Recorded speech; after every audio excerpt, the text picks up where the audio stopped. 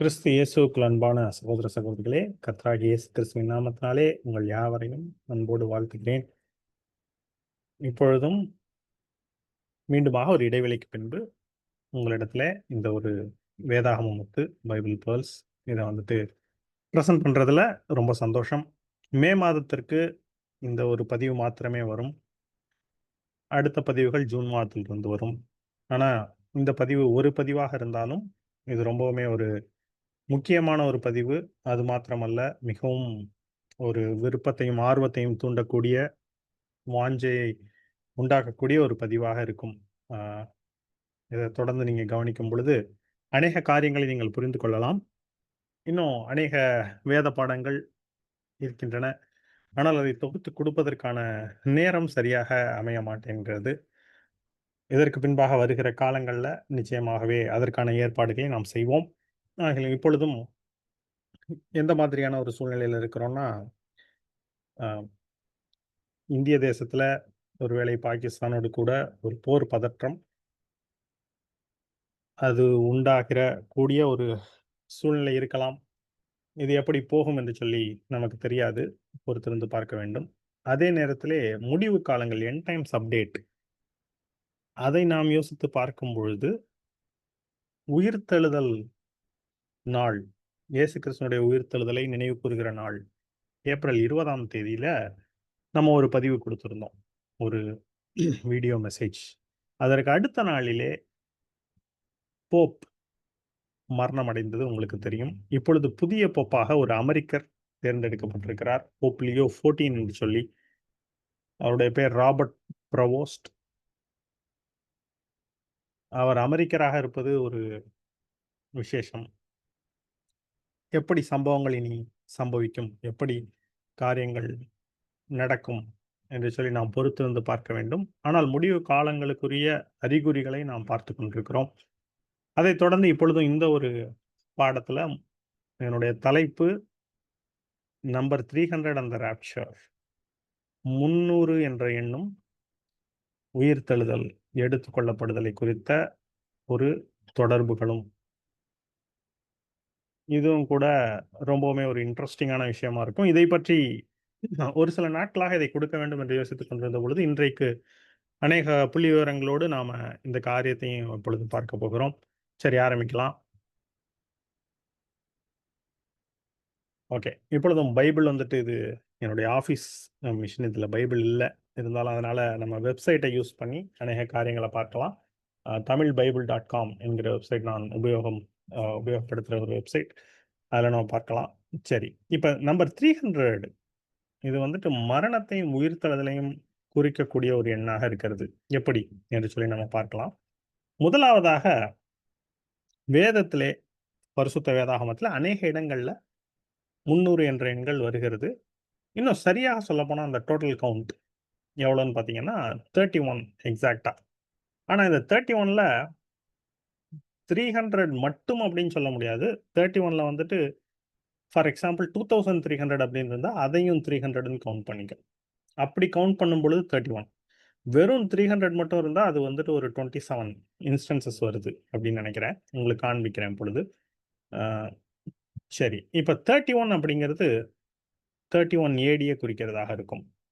31 ஏடி தான் அந்த வருஷம் தான் இயேசு சிலுவையிலே மரித்து உயிரோடு எழுந்த வருடம் என்று சொல்லி நான் நம்புகிறேன். இதை குறித்த அ பைபிள் பல் கூட ஒரு 2 வருஷத்திற்கு முன்பாக நான் பதிவிட்டிருக்கிறேன். நீங்க தேடி பார்த்தீங்கன்னா அது கிடைக்கும்.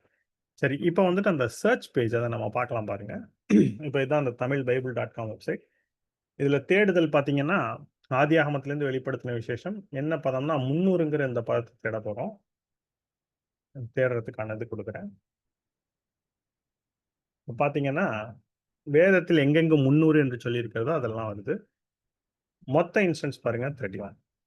இதத்தான் இங்க நம்ம குடுத்திருக்கோம். In fact total count 31. ஆனா இதுல நம்ம ஏற்கனவே பார்த்ததைப் போல 2300 அப்படிங்கிறது கூட இது இன்க்ளூட் ஆயிருக்கும். வெறும் 300 மட்டும் அப்படின்னு கவுண்ட் பண்ணீங்கன்னா 27 வரும்னு நெனைக்கிறேன் ஃபர்ஸ்ட்லேருந்து. நீங்க வேணா செக் பண்ணி பாருங்க. இப்ப நம்ம செக் பண்றதுக்கு டைம் இல்ல. சரி. இப்ப இதுல முக்கியமான விஷயம், இந்த 300யும் உயிர்த்தெழுதலையும் பற்றி இருக்கிறத நம்ம அநேக இடங்கள்ல பார்க்க போறோம். அந்த டீட்டெயில் படிக்க போறோம். ஆனா, இந்த 300 இன்டைரக்ட்டாக இந்த வருடத்தோடு 2025ஓட ஒரே ஒரு இடத்துல சம்மந்தப்படுத்தி இருக்கிறது. ரொம்ப இன்டைரக்ட்டான லிங்க், டைரக்ட் லிங்க் கிடையாது. அது என்னன்னு சொல்லி கடைசி ஸ்லைட்ல நம்ம பார்க்கலாம். சரி. இப்ப நேரடியாக போலாம். இப்ப பழைய ஏற்பாட்டுல நீங்க பார்க்கும் பொழுது அநேக இடங்கள்ல 300 என்று சொல்லப்பட்டிருக்கும். ஆனால் புதிய ஏற்பாட்டுக்கு வரும்பொழுது 2 இடங்களில் மாத்திரமே 300 சொல்லப்பட்டிருக்கும். நான் ஏற்கனவே போட்ட அந்த ஸ்கிரீன கொஞ்சம் கூர்ந்து கவனிச்சிருந்தீங்கன்னா, கடைசி 2 இடத்துல அது புதிய ஏற்பாட்டுக்கான பதம். அந்த 2மே ஒரே ஒரு காரியத்தோடு தொடர்புபடுத்தப்பட்டது. என்னன்னா, 2மே சுவிசேஷங்களில் மாத்திரமே குடுத்திருக்கிறது. இன்னும் சொல்லப்போனா, அது ஒரே ஈவென்ட். அது 4 சுவிசேஷங்களிலும் வரும். அது என்ன? எந்த இடத்தில் 300 வருகிறது?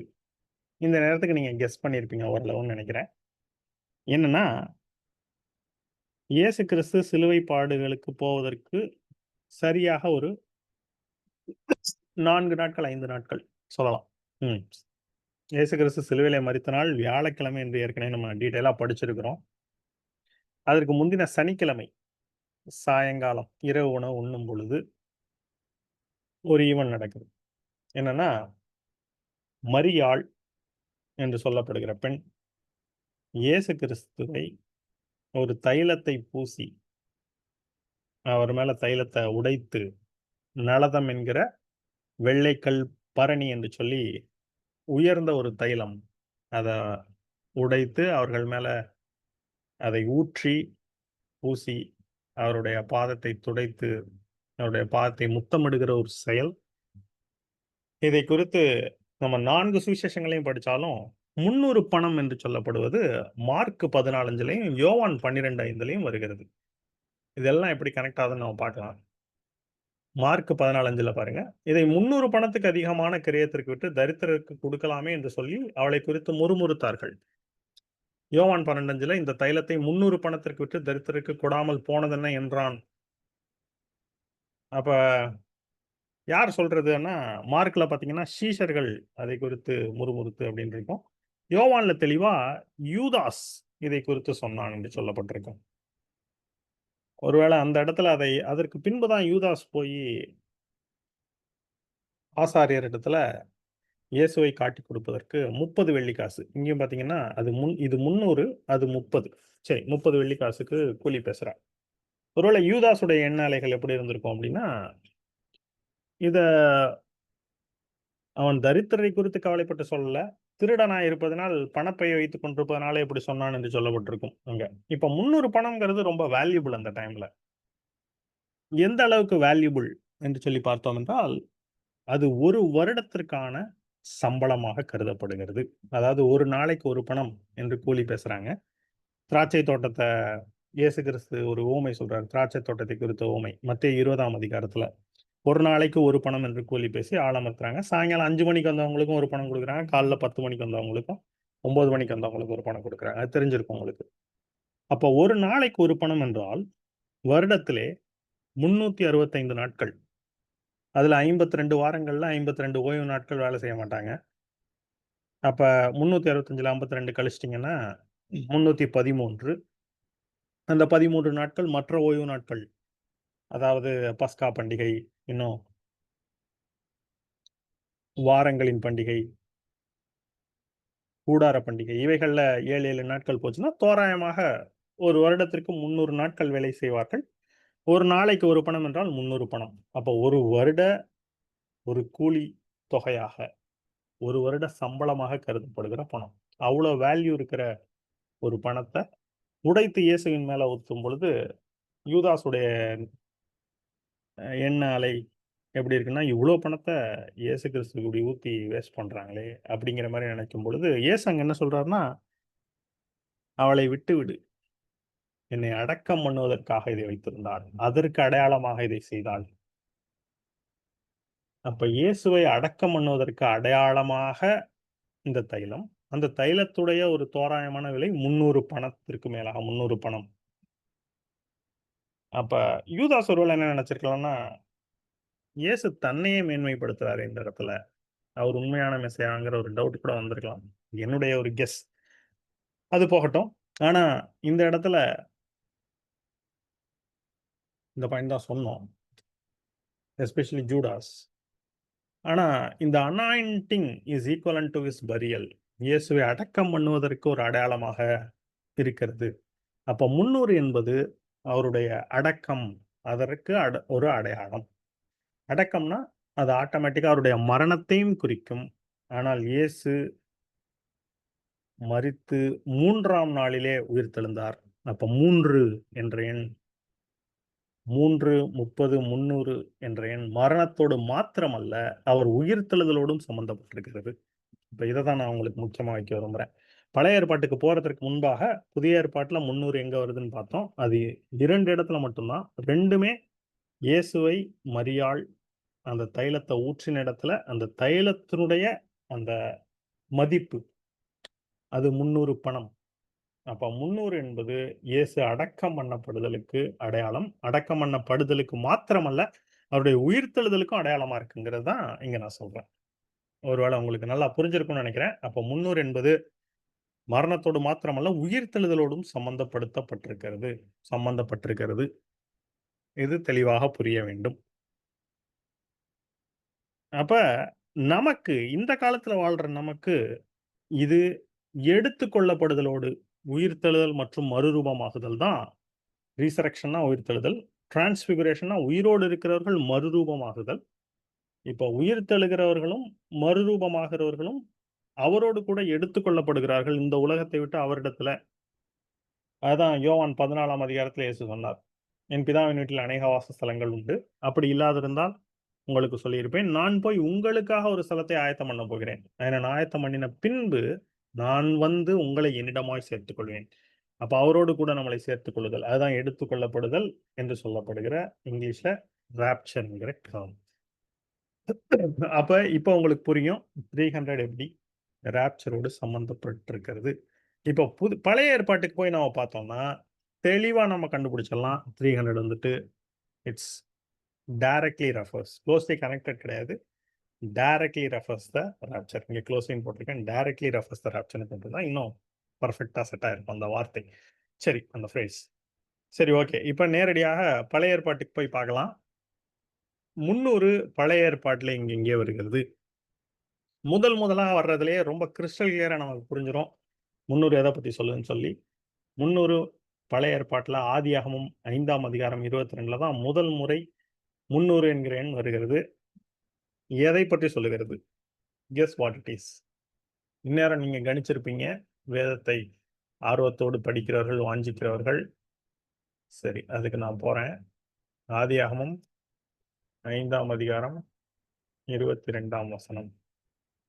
அதை நாம் எடுக்கும்பொழுது, ஏனோக்கு மெத்தூசலாவை பெற்றபின் 300 வருஷம் தேவனோடு சஞ்சரித்துக் கொண்டிருந்து குமாரரையும் குமாரத்திகளையும் பெற்றான். அடுத்த வசனம், ஏனோக்கு தேவனோடு சஞ்சரித்துக் கொண்டிருக்கையில் காணப்படாமல் போனான். தேவன் அவனை எடுத்துக்கொண்டார். அப்ப 300 வருஷம் தேவனோடு சஞ்சரித்துக் கொண்டிருந்து எடுத்துக்கொள்ளப்படுகிறார். டைரக்டா வந்துருச்சு. டைரக்ட்லி அசோசியேட்டட் வித் டிரான்ஸ்பிகரேஷன் கிடையாது. Rapture directly associated with transfiguration சொல்லலாம். ஓகே. அப்ப Enoch walked with God for 300 years and he is not God had taken. அப்ப அதற்கு முன்பாக இருந்த 6 பேரும் சரி, அதற்கு பின்பாக வரக்கூடிய மற்றவர்களும் சரி, அந்த ஆதியாம் அதிகாரத்துல அவனுடைய ஆயுசு நாளெல்லாம் 900 அதற்கு பின்பு வர வருஷம்னு சொல்லிட்டு அவன் மரித்தான் அப்படின்னு சொல்லியிருக்கோம். ஏனோக்குக்கு மரித்தான்னு வார்த்தையே இருக்காது. எடுத்துக்கொள்ளப்பட்டான். டேக்கன் அப்.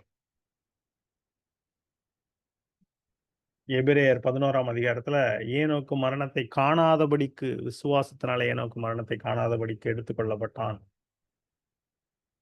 ஹalleluya. ஓகே. அப்ப 300 நேரடியாக உயிர்த்தெழுதலோடு கூட சம்பந்தப்படுத்தப்பட்டிருக்கிறது. அடுத்து செகண்ட் பிளேஸ் எடுத்து பாருங்க. அடுத்த அதிகாரத்திலே வரும். எங்க வருது அப்படின்னா, அடுத்த அதிகாரத்துக்கு போறேன். இந்த ஏனோக்கு அந்த வசனத்தை படிக்கலாம். ஏனோக்கு தேவனோடு சஞ்சரித்துக் கொண்டிருக்கையில் காணப்படாமல் போனான். தேவன் அவனை எடுத்துக்கொண்டார். ஏனோக்குடைய நாள்லாம் 325 வருஷங்கிறது வருஷத்தினுடைய நாட்களை குறிக்குது. ஆனா 300 வருஷம் தேவனோடு சஞ்சரித்துக் கொண்டிருக்கிறார். ரொம்ப ஸ்பெசிஃபிக்கா சொல்லப்பட்டிருக்கு. அப்ப 300 வருஷம் முடியும் பொழுது எடுத்துக்கொள்றாருன்னா, 300 உயிர்த்தெழுதலோடு சம்பந்தப்படுத்தப்பட்டிருக்கிறது. அடுத்தது ஆதியாகமம் 6ஆம் அதிகாரம் 15வது வசனம். நீ அதை பண்ண வேண்டிய விதம் என்னவென்றால், பேழையின் நீளம் 300 முழமும், அதன் அகலம் 50 முழமும், அதன் உயரம் 30 முழமுமா இருக்க வேண்டும். அப்ப பேழையின் நீளம் பாருங்க 300 முழம். 300 2வது இடம். இதுல இன்னும் ஆச்சரியமான ஒரு ரகசியம் இருக்கு. இப்பயே சொல்றது உங்களுக்கு பிரயோஜனமாக இருக்கும். என்னன்னா, இஃப் ஐ அம் ரைட், நான் இதுக்கு முன்பாக பார்த்த கால்குலேஷன் கரெக்ட்னா, இதுக்கு முன்பாக பண்ணின ரிசர்ச்சஸ்ல இன்ஃபாக்ட் கரெக்ட்ன்னு நினைக்கிறேன். கண்டிப்பா கரெக்ட்டா தான் இருக்கணும். இதுதான் பைபிளுடைய 153வது வெர்ஸ். 153rd verse. அப்ப 153 அப்படிங்கிறது ஜான் 21:11ல இருக்கு. யோவான் 21ஆம் அதிகாரம் 11ஆம் வசனத்துல 153 பெரிய மீன்களை அவர்கள் பிடித்து கரைக்கு இழுக்கிறார்கள். அதுவும் உயிர்த்தெழுதலோடு கூட சம்பந்தப்பட்டிருக்கிறது. அப்ப 153வது வசனத்துல என்ன சொல்லியிருக்கு? நீளம் ஒரு டைமென்ஷன் கொடுத்திருக்கு. 300 × 50 × 3. அப்ப 300 × 50 × 3 இதுல வந்துட்டு 100 டென்ஸ் எடுத்துட்டீங்கன்னா 3 × 5 × 3. அப்ப 3 × 5 15, 15 × 3 திரும்ப 45. 45 மனசுல வச்சுக்கங்க. திரும்ப லாஸ்ட் ஸ்லைட்ல டச் பண்ணுவோம். இப்போ வந்துட்டு அத வச்சு தான் முடிக்க போறோம். இந்த ஒரு பைபிள் போல. இப்ப பேழையின் நீளம் 300 முழம் மட்டும் எடுத்துக்குவோம். அப்ப அதோட லெங்த் டைமென்ஷன் வந்துட்டு 300. இது என்னது அப்படின்னா, இந்த பேழை எதை குறிக்கிறதுன்னா, வெளியில இருக்கிறவங்கலாம் மரிச்சுட்டாங்க இந்த ஜலப்பிரளயத்துல. ஆனா பேழைக்குள் இருக்கிறவர்கள் காக்கப்படுகிறார்கள். பேழை ஜலத்திற்கு மேலாக இருக்கிறது. எதை அடையாளப்படுத்தும் பாருங்க. அப்ப நோவாவுடைய பேழையே இயேசு கிறிஸ்துவுக்கு அடையாளமாக இருக்கிறதை பார்க்கலாம். நோவாவின் காலத்தில் நடந்தது போல மனுஷகுமாரன் வரும் காலத்திலும் நடக்கும் அப்படின்னு சொல்லியிருக்காரே. சரி. அப்ப கிறிஸ்துவுக்குள் இருக்கிறவர்கள் எல்லாரும் காக்கப்படுவார்கள். அப்ப பேழை தண்ணீர்களுக்கு மேலாக எடுத்துக் கொள்ளப்படுகிறது. எதை அடையாளப்படுத்தும்னா, நம்ம வந்துட்டு இயேசுவோடு கூட மேலே எடுத்துக் கொள்ளப்படுவோம். பூமியில மகா உபத்திரவ காலம் சம்பவிக்கிற பொழுது. அதுதான். அந்த மகா உபத்திரவத்துல அநேகர் மாண்டு போவார்கள். இதுமுறை தோன்றாதும் இதற்கு பின்பு வராதுமான மிகப்பெரிய உபத்திரவ காலம் அப்பொழுது வரும். இயேசு கிறிஸ்து சொல்லுகிறார். மத்தேயு 24ஆம் அதிகாரத்துல. அப்ப அதுதான் மகா உபத்திரவ காலம். அந்த நேரத்துல நாம் அவரோடு கூட காக்கப்படுவோம். ஏன்னா நம்ம அவரோடு கூட பேழையில் இருப்பதைப் போல இயேசு என்ற பேழைக்குள்ளாக நாம் இருப்போம்ங்கிறதான் இந்த காரியம் அடையாளப்படுத்துது. அப்ப 300 முழ நீளம் என்பது அந்த இடத்துலயும் வருது. நோட் பண்ண வேண்டிய ஒரு விஷயம். ஓகே. 3வதாக ஒரு க்ளூ இருக்கு பாருங்க. இதுதான் இன்டைரக்ட் க்ளூ. எதோட அசோசியேட் பண்றேன்னா 2024 எங்க இருக்குன்னா, ஆதியாகமம் 45ஆம் அதிகாரம் 22ஆம் வசனத்துல இருக்கு. அதாவது முதல்ல ஏனோக்கு, அடுத்தது இந்த பேழையின் நீளம். 3வது பாருங்க. அவர்களில் ஒவ்வொருவனுக்கும் மாற்று வஸ்திரங்களையும் கொடுத்தான். யாரு? யோசேப்பு சகோதரர்களுக்கு. பென்யமீனுக்கோ 300 வெள்ளி காசையும் 5 மாற்று வஸ்திரங்களையும் கொடுத்தான். அப்ப பென்யமீனுக்கு 300 வெள்ளி காசு கொடுக்கிறாரு. கூடவே 5 மாற்று வஸ்திரம் கொடுக்கிறார். என்னன்னு சொல்லி பார்க்கலாம். இத மட்டும் திரும்ப லாஸ்ட் ஸ்லைடுக்காக ரிசர்வ் பண்ணுங்க. நான் இத சொல்றேன். Correct. Will see the link in next ஸ்லைட்ல லாஸ்ட் ஸ்லைடு. சரி. அடுத்தது பாருங்க. இப்ப இதெல்லாம் பார்த்தீங்கன்னா 59,300 பேர். 300 மட்டும் கிடையாது. மற்ற இலக்கம். அடுத்தது நியாயாதிபதிகள் 7:6ல வருது. நம்ம நியாயாதிபதிகள் 7:7 எடுத்துக்கலாம். நியாயாதிபதிகள் 7:7ல அப்பொழுது கர்த்தர் கிதியோனை நோக்கி, நக்கி குடித்த அந்த 300 பேராலே நான் உங்களை ரட்சித்து, மீதியானவரை உன் கையில் ஒப்புக் கொடுப்பேன். மற்ற ஜனங்கள் எல்லாரும் தங்கள் தங்கள் இடத்திற்கு போகக் கடவர்கள் என்றார். அப்ப இந்த ஜட்ஜஸ் 7:7 வந்துட்டு ஒரு 7:7 நீங்க பார்க்கலாம். என்னன்னா ஜட்ஜஸ் நியாயாதிபதிகள் தான் 7th book of the Bible. அதுல 7th சாப்டர்ல 7th வெர்ஸ்ல 300 வருது பாருங்க. 7th book 7th chapter 7th verse 7:7. அப்ப 7 மிக விசேஷமான ஒரு எண் வேதத்துல. அப்ப 7வது புஸ்தகத்துல 7வது அதிகாரத்துல 7வது வசனத்துல 300 வருது. அப்ப என்ன விசேஷம்?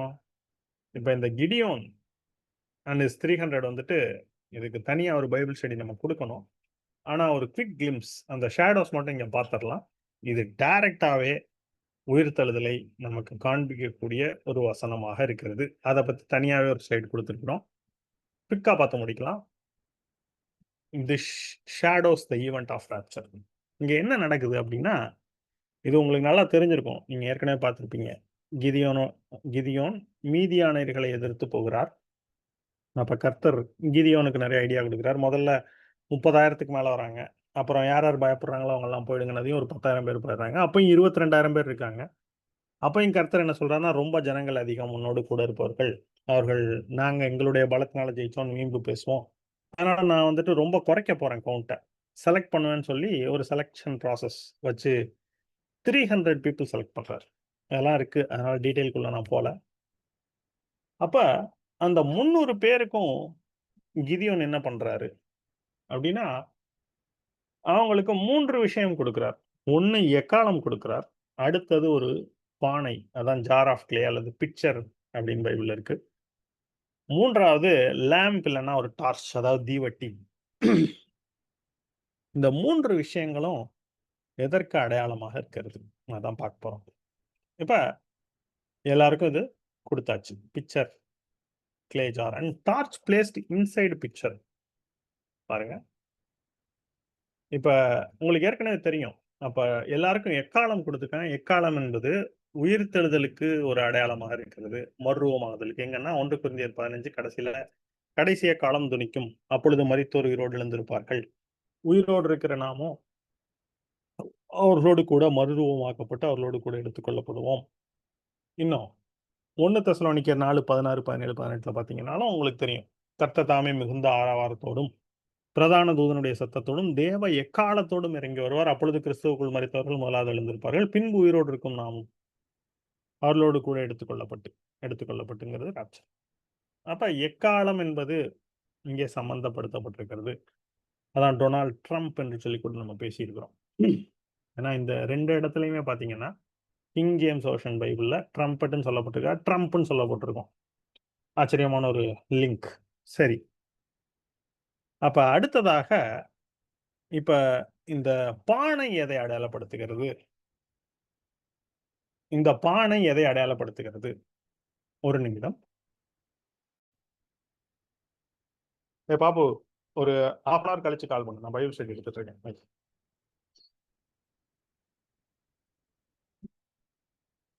ஓகே. ஆகவே இந்த பானை என்பது எதை அடையாளப்படுத்துகிறது? இந்த பானை என்பது நம்முடைய சரீரத்தை அடையாளப்படுத்துகிறது. அப்ப ஏன்னா கர்த்தர் வந்துட்டு மனிதனை ஆதாமை எவ்வாறு சிருஷ்டிக்கிறார்? மண்ணினால் அவனை உருவாக்கி அப்படி சொல்லி பார்க்கிறோம். இன்னும் எரேமியால பார்க்கும் பொழுது, இஸ்ரவேல் வம்சத்தாரே நீங்கள் யாவரும் களிமண் என்று சொல்லி, நான் உங்களை உருவாக்குகிறவர் என்று சொல்லி இங்கே கொடுக்கப்பட்டிருக்கிறதை நீங்கள் பார்க்க முடியும். சரி. God created man from sand of clay. அப்ப ஒரு வசனத்துல நீங்க பார்த்தீங்கன்னா, பானைக்குள் வைக்கும்படியான தீவட்டின்னு இருக்கும் பாருங்க. அத நான் கரெக்ட்டா உங்களுக்கு சொல்றேன். இதுலேருந்து எடுத்துருவோம்.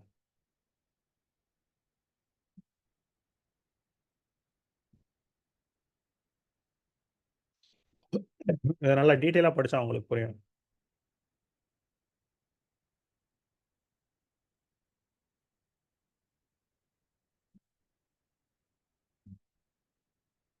அப்பொழுது ஜனங்கள் தங்கள் கையில் தின்பண்டங்களையும், எக்காளங்களையும் எடுத்துக் கொண்டார்கள். மற்ற இஸ்ரவேலர் எல்லாரும் தங்கள் தங்கள் கூடாரத்துக்கு அனுப்பிவிட்டு, அந்த 300 பேரை மாத்திரம் வைத்துக் கொண்டான். மீதியானியரின் சேனை அவனுக்கு தாழ்விடமான பள்ளத்தாக்கில் இருந்தது. அப்ப கிதியோன் மேல, மீதியான் சேனை கீழ இருக்கிறது. உலகத்தையும், பரலோகத்தையும் கூட குறிக்கலாம். சரி. அன்று ராத்திரி கர்த்தர் அவனை நோக்கி, "நீ எழுந்து அந்த சேனையிடத்திற்கு போ. அதை உன் கையில ஒப்புக் கொடுத்தேன். போக பயப்பட்டாயானால்" அப்படின்னு சொல்லி ஒரு சில இது சொல்றாரு. சரி. கிதியோன் வந்தபோது ஒருவன் மற்றவனுக்கு ஒரு சப்பனத்தை சொல்லி, சரி இது சிம்பல். 16 வசனம் பாருங்க. அந்த 300 பேரை 3 படையாக வகுத்து, அப்ப 100, 100 பேரா, அவர்கள் ஒவ்வொருவர் கையிலும் ஒரு எக்காளத்தையும், வெறும் பானையையும், அந்த பானைக்குள் வைக்கும் தீவட்டியையும் கொடுத்து, அப்ப எதுக்கு பானைக்குள்ள தீவட்டிய வைக்கணும் யோசிச்சு பாருங்க. எப்பயும் தீவட்டி வெளியில வச்சா தான் வெளிச்சம் குடுக்கும். ஒரு பானைக்குள்ள தீவட்டி வச்சோம்னா வெளிச்சம் குடுக்காது. அப்ப பானைக்குள்ள தீவட்டி இருக்காம். அடுத்து என்ன சொல்றாங்கன்னா, "நான் செய்வதை பார்த்து அப்படியே நீங்களும் செய்யுங்கள். இதோ நான் பாளையத்தின் முன்னணியில் வந்திருக்கும்போது, நான் எப்படி செய்கிறேனோ அப்படியே நீங்களும் செய்ய வேண்டும்." அப்படின்னு சொல்லிட்டு என்ன பண்றாங்க, நானும் என்னோட இருக்கிற சகலமான பேரும் எக்காளம் ஊதுறப்ப என்ன பண்ணணுமா, நீங்களும் பாளையத்தை சுற்றி எங்கும் எக்காளங்களை ஊதி, கர்த்தருடைய பட்டயம் கிதியோனுடைய பட்டயம் என்பீர்களாக அப்படின்னு சொல்றாரு. சொல்லிட்டு என்ன பண்றாங்க பாருங்க. நடு ஜாமத்தின் துவக்கத்தில் ஜாமக்காரரை மாற்றி வைத்த பின்பு, கிதியோனும் அவனோடு இருந்த 100 பேரும் அந்த ஜாமத்தின் துவக்கத்திலே, நடு ஜாமம்னா மிட்நைட். அது வந்துட்டு எங்க வருது? நடு ஜாமம்ங்கிறது நீங்க மத்தேயு 25ல பார்த்தீங்கன்னா, 10 கன்னிகைகள் வரும்பொழுது, நடு இரவுக்கு பின்பு அப்படின்னு சொல்லியிருக்கும் அங்க.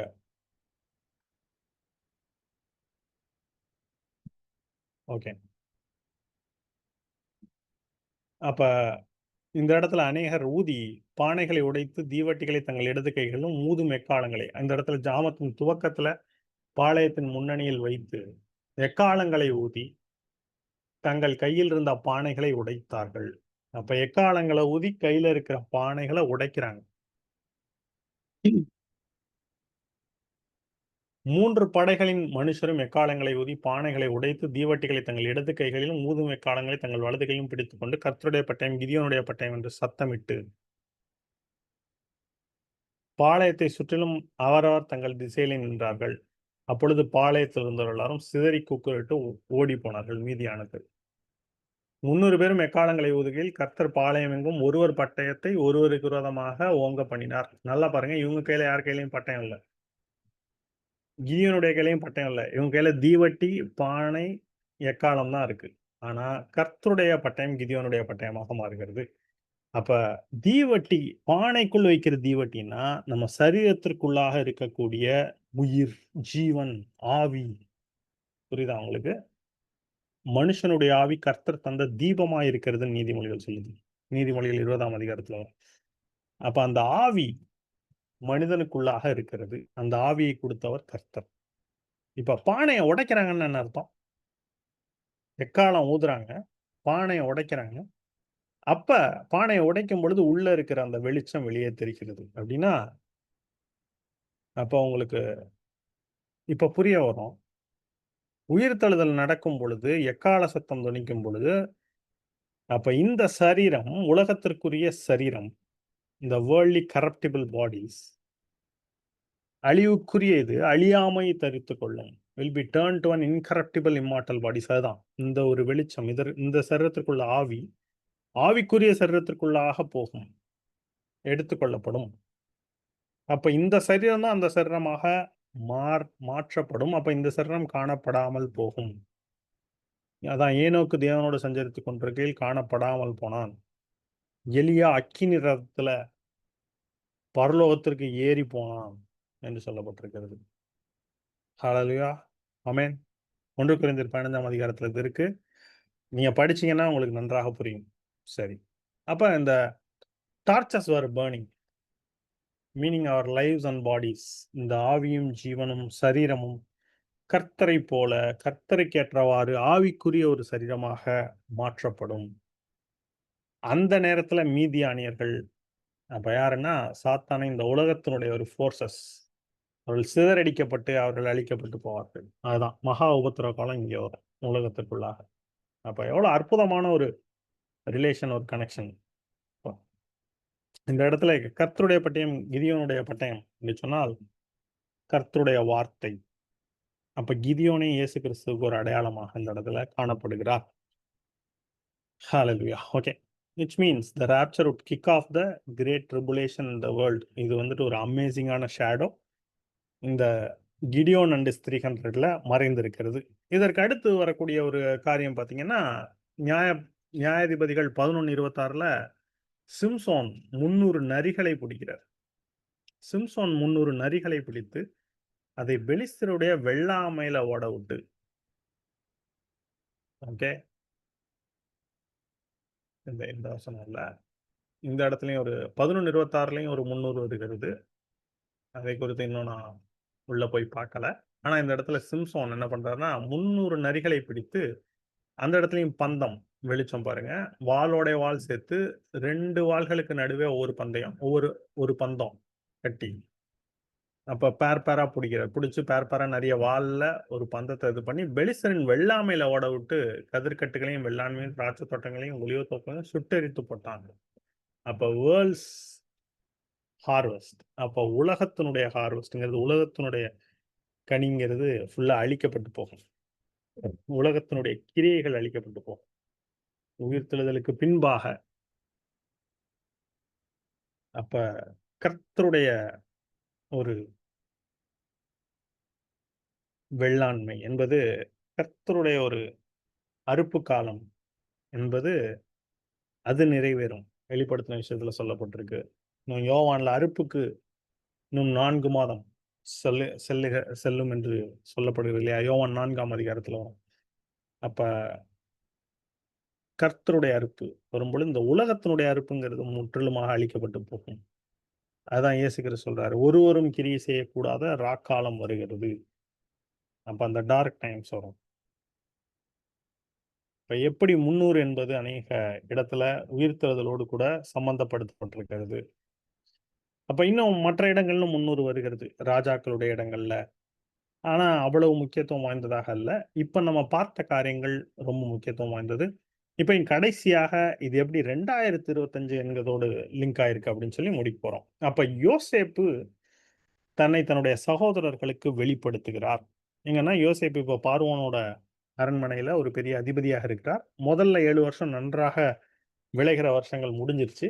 அடுத்து பஞ்ச வருஷங்களாகி 7 வருஷங்கள் ஆரம்பிச்சு 2 வருஷம் முடிஞ்சிருக்கிறப்ப, இப்ப யோசேப்புடைய சகோதரர்கள் யாக்கோபு அவர்கள வந்துட்டு எகிப்துல போய் நீங்க தானியம் வாங்கிட்டு வாங்கன்னு அனுப்புறாரு. தெரிஞ்சதுதான். ரொம்ப டீட்டெயிலா போல நானு. அப்ப ஆதியாகமம் 45ஆம் அதிகாரத்துல இது நடக்குது. யோசேப்பு தன்னை தம்முடைய சகோதரர்களுக்கு வெளிப்படுத்துகிறார். நம்ம ஏற்கனவே நெறைய இடங்கள்ல பார்த்திருக்கிறோம். இந்த டைம் தான் சொன்னேன். After 2 years of famine. அப்படின்னா, உபத்திரவ காலம் என்பது ஆரம்பிச்சு ஒரு 2 வருஷத்துக்கு பின்பு இருக்கலாம். மகா உபத்திரவ காலம்ங்கிறது கடைசி 3 வருஷம், 7 வருஷத்துல. ஒருவேளை இது 2 வருஷத்திற்கு அப்புறம் என்று சொல்லப்படலாம். அது பஞ்சகாலமாகிய 7 வருஷங்கள்ல பழைய ஏற்பாட்டுல பார்க்கும்பொழுது, அத கம்பேர் பண்ணா இப்ப இனி வரப்போகிற ஒரு உபத்திரவ காலத்துல சொல்றேன். சரி. அது போகட்டும். இட்ஸ் ஆல் டைம்ங்கிறது எப்பன்னு எக்ஸாக்ட்டா நம்மளால சொல்ல முடியாது. It depends. ஓகே. இருக்கலாம் என்று சொல்றேன். 2 வருஷம், உபத்திரவ வருஷங்களுக்கு பின்பு. இப்ப யோசேப்பு இயேசு கிறிஸ்துவை பல வகையில அடையாளப்படுத்துறார். ஒரு பைபிள் பல்ஸ் ரொம்ப நாளைக்கு முன்பாக ஜோசப் அண்ட் ஜீசஸ் என்று சொல்லி ஒண்ணு போட்டிருப்பான். ரொம்ப இன்ட்ரஸ்டிங்காக இருக்கும். எப்படின்னா, யோசேப்பு செய்யாத குற்றத்திற்காக சிறைச்சாலையில இருக்கிறார். இயேசு கிறிஸ்து செய்யாத குற்றத்திற்காக அவரும் சிலுவையிலே மரிக்கிறார். இன்னும் யோசேப்பு 20 வெள்ளி காசுக்காக சகோதரர்களால காட்டிக் கொடுக்கப்படுகிறார். இயேசு கிறிஸ்து அவருடைய சீஷனாகிய யூதாஸ் தான் 30 வெள்ளி காசுக்காக அவரை காட்டிக் கொடுக்கிறார். ஐ மீன் யோசேப்புடைய சகோதரர் அவரை விற்று போடுறாங்க 20 வெள்ளி காசுக்காக. இன்னும் இயேசுவோடு கூட 2 குற்றவாளிகள் சிலுவையிலே அறையப்படுகிறார்கள். அதுல ஒருத்தர் பரதீசில் இருப்பாய் என்று சொல்லி ஒரு கள்ளனுக்கு சொல்லப்படுகிறது. அதேபோல யோசேப்போடு கூட 2 பேர் அங்க சிறையில வர்றாங்க. பார்வோனோட ஊழியக்காரர். பானபாத்திரக்காரனும், ரொட்டி சுடுகிறவன், சுயம்பாகிகளின் தலைவன். அதுல ஒருத்தன் மீண்டுமாக அவன் நிலைமைக்கு திரும்புகிறான். ஒருத்தன் மரத்துல தூக்கி போடப்படுகிறான். அப்ப இது போல அநேக ஒரு நிழல் யோசேப்புக்கும் இயேசுவுக்கும் இருக்கிறது. Comparable in many ways. சரி. அப்ப இதுல என்ன ஒரு நிழல் சொல்லப்படுகிறது என்றால், யோசேப்பு தன்னுடைய சகோதரர்களுக்கு தன்னை வெளிப்படுத்துவது என்பது, இயேசு தம்முடைய சகோதரர்களுக்கு தன்னை வெளிப்படுத்துவது. அநேக நாட்களுக்கு பின்புன்னா, அவருடைய வருகையை காண்பிக்கிறது. இப்ப டீட்டெயில்க்குள்ள போறோம் பாருங்க. யோசேப்பு யாக்கோபுடைய 11வது குமாரன். உங்களுக்கு தெரிஞ்சிருக்கும். போன ஒரு பாடத்துல 2025 பத்தி பேசினப்ப 11 அப்படிங்கிற அந்த நம்பர் ஆஃப் ஜோசப் அப்படின்னு சொல்லியிருந்தேன். அதே நேரத்துல 11ங்கிறது ஒரு அப்பாயிண்டட், அதாவது எப்படின்னா உபாகமம் 1ஆம் அதிகாரத்துல 11 நாள் பிரயாண தூரம். அதைப்போல இந்த 41ஆம் வருஷத்துல 11வது மாதம் என்று சொல்லி ஒரு 4 வசன கேப்லயே 11, 11ன்னு வரும். அப்படின்னா இந்த டைம் இவ்வளோ நாள் நீங்க இருந்தது போதும். இப்பொழுது நீங்கள் கானான் தேசத்திற்குள்ளாக பிரவேசியுங்கள் அப்படின்னு சொல்லி ஆரம்பிக்கிற ஒரு இடம். அந்த பாயிண்ட். சரி. அப்ப யோசேப்பு யாக்கோபுடைய 11வது குமாரன். நல்லா பாருங்க. இப்ப யோசேப்பு தன்னை தன் சகோதரர்களுக்கு வெளிப்படுத்துகிற பொழுது, முதலாவதாவது 10 குமாரர்களுக்கு எல்லாருக்கும் மீதி இப்ப யோசேப்பு 11வது நபர். 12 சகோதரர்கள். அப்ப மீதி 11 பேரும் இருக்கிறாங்க. இப்ப வெளிப்படுத்துறாரு. வெளிப்படுத்திட்டு அங்க என்ன பண்றாருன்னு பார்த்தீங்கன்னா, அந்த 10 குமாரர்கள் விட்டுட்டு, தன்னோடு கூட பிறந்த பென்யமீனை முதலாவதாக கட்டிக்கொண்டு அழுகிறார். இது ஒரு இன்ட்ரஸ்டிங்கான விஷயம் இங்க.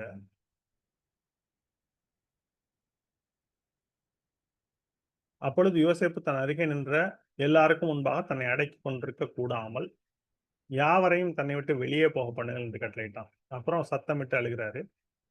யோசேப்பு தன் சகோதரரை பத்திப்பா சொல்றார். நான் யோசேப்பு, என் தகப்பனார் இன்னும் உயிரோடு இருக்கிறாரா என்றான்.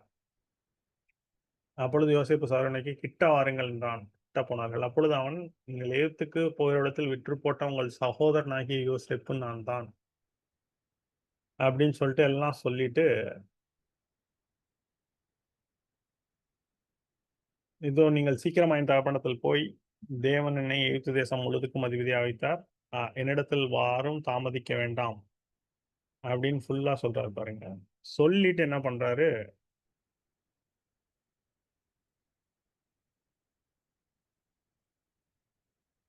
முதல்ல எகிப்தில எனக்கு உண்டாயிருக்கிற இதோ உங்களோடு பேசுகிற வாய் என் வாய் தான் என்பதை உங்கள் கண்களும் என் தம்பியாகிய பென்யமீனின் கண்களும் காண்கிறதே. அப்ப யோசேப்புக்கு மற்றவங்க எல்லாம் அண்ணன்கள். அப்ப பென்யமீன் மட்டும் தான் தம்பி. அதுல என்ன விசேஷம்னா, பென்யமீனும் யோசேப்பும் ஒரு தாய் வயிற்று பிள்ளைகள். ராகேலுக்கு பிறந்தவங்க இவங்க 2 பேர் தான். மற்ற எல்லாருமே மற்ற 3 பேருக்கு பிறந்தவங்க. இப்ப எகிப்திலே எனக்கு உண்டாயிருக்கிற சகலமையும் நீங்கள் கண்ட யாவையும் என் தகப்பனுக்கு அறிவித்து, அவர் சீக்கிரமா இடத்துக்கு வரும்படி செய்யுங்கள் என்று சொல்லி, என்ன பண்றாரு பாருங்க. ஃபர்ஸ்ட்டு தன் தம்பியாகிய பென்யமீனின் கழுத்தை கட்டிக்கொண்டு அழுதான். பென்யமீனும் அவன் கழுத்தை கட்டிக்கொண்டு அழுதான். இப்ப முதல்ல அவர் தம்பிய கட்டிக்கொண்டு அழுகிறார். பின்பு தன் சகோதரர் யாவரையும் முத்தம் செய்து அவர்களையும் கட்டிக்கொண்டு அழுதான். அதற்கு பின் அவன் சகோதரர் அவனோடே சம்பாஷித்தார்கள். அப்ப முதல்ல பென்யமீனை கட்டிக்கொண்டு அழுகிறார். அடுத்து அவர் சகோதரர் 10 பேர அவர்களை கட்டிக்கொண்டு அழுகிறார். என்ன பெரிய வித்தியாசம் அப்டின்னா, முதல்ல அவர் வந்துட்டு எல்லாத்தையும் சொல்றாரு. ஆனா, அவர் தம்பிக்கு தான் முதலாவதா கட்டிக்கொண்டு அழுகிறார். ஜீசஸ் வந்துட்டு இப்ப அவரை கடைசியாக ரிவீல் பண்ணும் பொழுது, இஸ்ரேலுக்கு அவர்தான் மேசியா என்று வெளிப்படுத்துவார். whom they waited for thousands of years. இன்னும் அவரை ஏற்றுக்கொள்ளல அவங்க. மேசியா வருவார்ன்னு சொல்லி வெயிட் பண்ணிட்டு இருக்காங்க. ஆனா, அவர்தான் அவருடைய மேசியா என்று சொல்லி, அவர் இனிமேல் வெளிப்படுத்துவார்.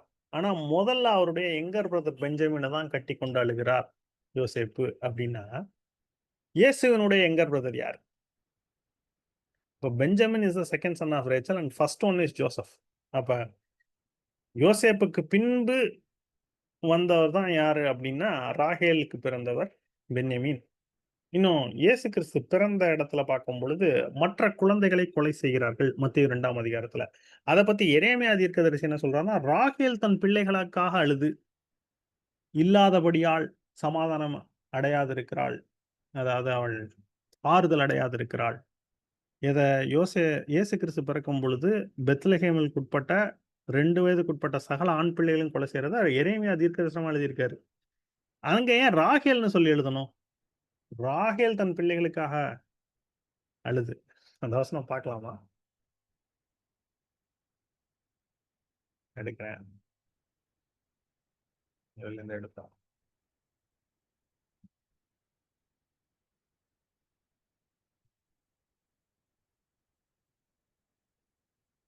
மத்தேயு 2ஆம் அதிகாரத்துல இது எரேமியால இருக்கு. நீங்க சர்ச் பண்ணி படிங்க எரேமியால. புலம்பலும் அழுகையும் மிகுந்த துக்கம் கொண்டாடலும் ஆகிய கூக்குரல் ராமாவிலே கேட்கப்பட்டு, ராகேல் தன் பிள்ளைகளுக்காக அழுது, அவைகள் இல்லாதபடியால் ஆறுதல் அடையாதிருக்கிறாள். ஏன் ராகேல்ன்னு சொல்லல? லேயாள்ன்னு கூட சொல்லியிருக்கலாமே. நல்ல கேள்வி இல்லையா? சரி. அப்ப ஏன் ராகேல்னு சொல்றாங்கன்னா, அது நார்தன் இஸ்ரேல்.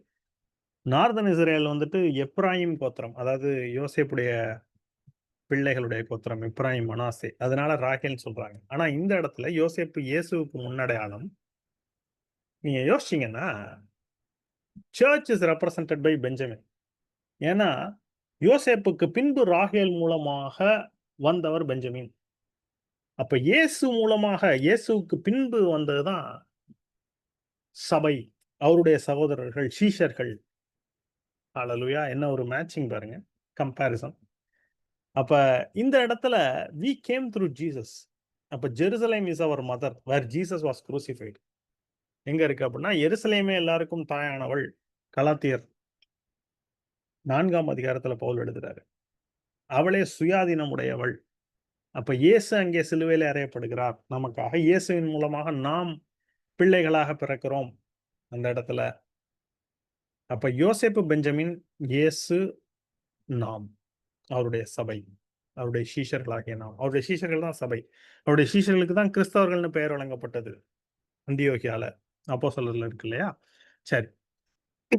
அப்ப அதற்கு பின்பு யோசேப்பு என்ன பண்றாரு? தன்னுடைய மத்த சகோதரர்களை கட்டிப்பிடித்து அழுகிறார். அப்படின்னா முதலாவதாக அவர் அவருடைய வருகையில் முதலாவதாக அவருடையவர்கள் எழுந்திருப்பார்கள். முதலாவதாக பெஞ்சமினை கட்டிக்கொண்டு எழுதார்னா, இயேசு கிறிஸ்து முதலாவதாக வரும்பொழுது அவருடைய வருகையில் அவருடையவர்களாகிய அவருடைய சீஷர்கள் மரித்தவர்கள் உயிரோடு எழுந்திருப்பார்கள். கிறிஸ்தவர்கள், கிறிஸ்துவை உடையவர்கள், கிறிஸ்துவை பின்பற்றி அவரைப் போல வாழ்ந்து மரித்தவர்கள் முதலாவது உயிரோடு எழுந்திருப்பார்கள். தான் உயிர்த்தெழுதல். பின்பு உயிரோடு இருக்கிற நாமும் அவரை பின்பற்றிக் கொண்டு உயிரோடு இருக்கிற நாமும் அவரோடு கூட புறப்பட்டு போவோம். அதான் முதல்ல பெஞ்சமினை கட்டிக்கொண்டு அழுகிற ஒரு காரியம். அதற்கு பின்பு மற்ற சகோதரரை கட்டிக்கொண்டு அழுகிறார்னா, உபத்திரவ காலத்திற்கு பின்பு இஸ்ரவேல் தேசத்தை, இஸ்ரவேல்ல இருக்கிற யூதர்களை இயேசுவானவர் வெளிப்படுத்துவார். மேசியாவாக வெளிப்படுத்துவார். அதுதான் சகரியா 12ஆம் அதிகாரத்துல இருக்கு. அதற்கு பின்பு நான் தாவீதின் குடும்பத்தின் மேலும் யாவர் மேலும் விண்ணப்பத்தின் ஆவியும் கிருபையின் ஆவியும் நான் ஊற்றுவேன். அப்பொழுது அவர்கள் தாங்கள் குத்தின ஒரே பேரான என்னை பார்த்து, தன்னுடைய சகோதரனான என்னை பார்த்து தலைச்சன் பிள்ளைக்காக புலம்புவதைப் போல புலம்பி அழுவார்கள் என்று சொல்லிக் கொடுக்கப்பட்டிருக்கிறது. சகரியா 12ஆம் அதிகாரம் படிச்சு பாருங்க. இப்ப எல்லாருக்கும் மாற்று வஸ்திரம் கொடுக்கிறார். ஆனால் பென்யமீனுக்கோ என்ன பண்றாரு பாருங்க. பென்யமீனுக்கு 300 வெள்ளிக்காசும் மாற்று வஸ்திரமும் கொடுக்கிறார். அப்ப இட் ஆல் மேட்ச்டு. அப்ப புரியுதா உங்களுக்கு? பென்யமீனுக்கு ஏன் 300 வெள்ளிக்காசு கொடுக்கிறாரு?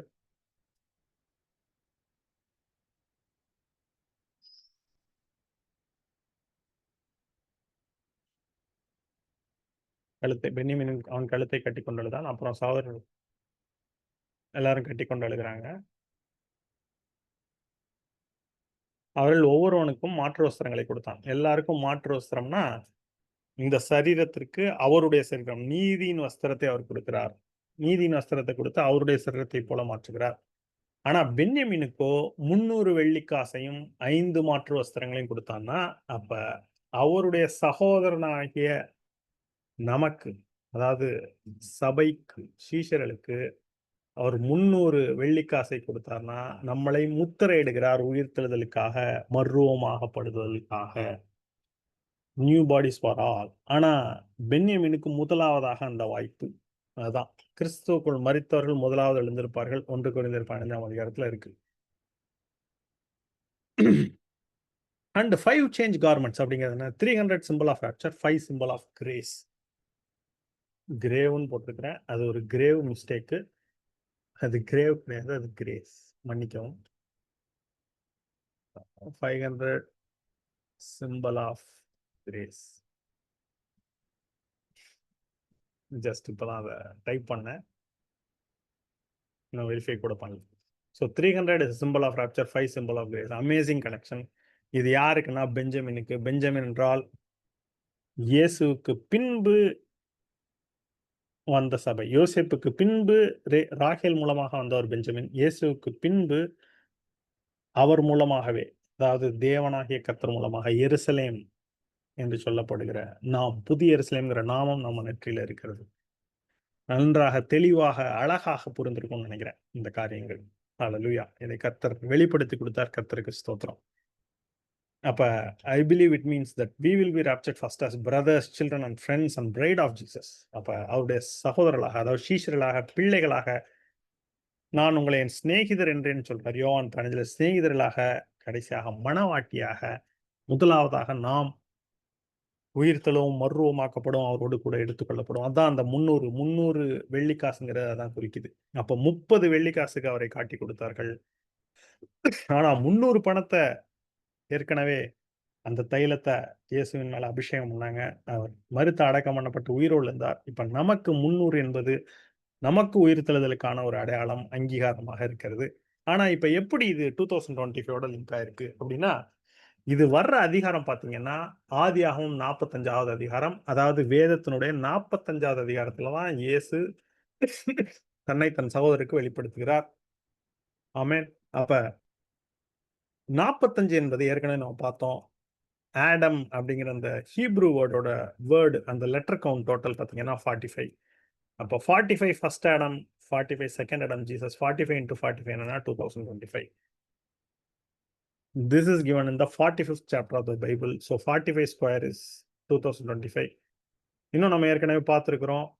இந்த வருஷம் ஆரம்பத்தில் போட்ட ஒரு video 2025 and first verse of the Bible கனெக்ஷனில் லார்ட் அப்படின்னா கர்த்தர் அப்படிங்கிறதுக்கான கூட்டுத்தொகை 26. அப்போ 45 ஸ்கொயர் 2025, 26 ஸ்கொயர் 676 ரெண்டையும் ஆட் பண்ணிங்கன்னா 2701 வரும். அதுதான் ஃபர்ஸ்ட் verse ஆஃப் த பைபிளோட total count, letter total count 2701, 2701. சரி, ரைட், அது போகட்டும்.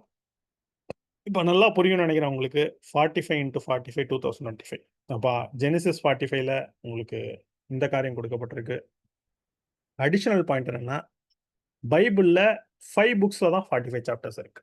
என்னன்னா ஆதியாகமம், சங்கீதம், ஏசாயா, எரேமியா, எசேக்கியேல். அப்ப இந்த 5 புஸ்தகத்துல ஆதியாகமம் 45 அதிகாரம் எடுங்க, இது சொல்லியிருக்கு. சங்கீதம் 45வது அதிகாரம் மேசியாவையும் மணவாட்டியும் குறித்த சங்கீதம். எவ்வளவு அழகா மேப் ஆயிருக்கு பாருங்க. ராஜகுமாரத்தி சித்திரத்தையால் ஆடை அணிந்தவளாய் உம்மிடத்தில் அழைத்துக் கொண்டவர் வரப்படுவாள் அப்படின்னா இங்க மாற்று வஸ்திரம். ஆதியாகமம் 45வது வசனம் தான் கர்த்தர் கொடுக்கிற வஸ்திரம். அது நீதியின் வஸ்திரம் ஒரு புறம், இன்னொரு பக்கம் நம்முடைய புதிய சரீரம். இன்னும் ஏசாயா, எரேமியா, எசேக்கியேலையும் அனலைஸ் பண்ணி பார்த்தீங்கன்னா அதுலயும் க்ளூஸ் இருக்கும் 45வது அதிகாரத்துல. அப்ப 45 into just 5 5 புக்ஸ் மட்டும் போட்டீங்கன்னா 225 வருது பாருங்க. 2025 இல்ல, அந்த 0 மட்டும் மிஸ்ஸிங், பட் 225 வருது. It's a simple. ஓகே, எப்படி 2025ஓட இது லிங்க் ஆயிருக்குன்னு சொல்றேன். அப்ப இந்த வருஷம் தான் அது நடக்க போகுதுன்னா எனக்கு தெரியல, நடக்கலாம். அதற்கான ஒரு சில ப்ரூஃப்ஸ் பட் நிச்சயமா இருக்கணும்னு அவசியம் இல்லை. ஏன்னா 2023க்கு இந்த மாதிரி நிறைய ப்ரூஃப்ஸ் இருந்தது. 2023ல அது நடக்கல. இந்த வருஷம் 77th இயர், இப்போ மே 14 வந்ததுன்னா இஸ்ரேல் இண்டிபெண்டன்ஸ் ஆகி பார்க்கணும், பொறுத்து தான் பார்க்கணும். இந்த வருஷ இறுதிக்குள்ளாக 100% நடக்கும்னு சொல்ல முடியாது, ஆனால் வாய்ப்பு இருக்கிறது. சரி, பொறுத்திருந்து பார்ப்போம், ஆயத்தமாவோம் நாமும். இன்னும் ஃபைனலாக ஒரு கனெக்ஷன் பாருங்க. நம்பர் டிஸ்கவரியில் சிங்கிள் டிஜிட் நம்பர்ஸ் 1லேருந்து 9 அது எல்லாத்தையும் ஆட் பண்ணிங்கன்னா 1 + 2 + 3 up to 9 ஆட் பண்ணிங்கன்னா 45 வரும். ஓகே, விச் இஸ் இப்போ தான் நம்ம பார்த்தோம் 45. அதுவே ஒவ்வொரு நம்பரையும் நீங்கள் கியூப் பண்ணி, அதாவது கியூப் எதுக்குன்னா Trinity, 1 cube + 2 cube + 3 cube up to 9 cube போட்டிங்கன்னா 2025 வரும். Oh, it's a number connection.